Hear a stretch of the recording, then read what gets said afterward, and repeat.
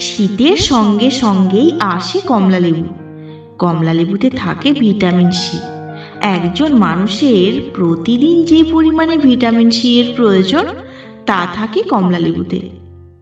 আমরা অনেকেই জুস খেয়ে থাকি, তবে তা না খেয়ে গোটা ফলই খাওয়া উচিত, কারণ খোসায় থাকে ফাইবার।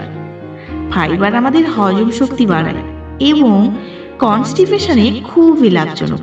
এই ফাইবার একসঙ্গে কোলেস্টেরল কমায়, ব্লাড সুগার লেভেলও নিয়ন্ত্রণে রাখে।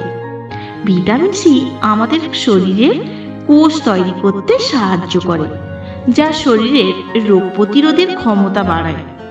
মূলত রোজকার রুটিনে এই ফল থাকলে ভাইরাল ইনফেকশনের হাত থেকে রক্ষা পাওয়া যায়। ব্রঙ্কাইটিস, নিউমোনিয়া প্রতিরোধ করতেও সাহায্য করে এই ফল।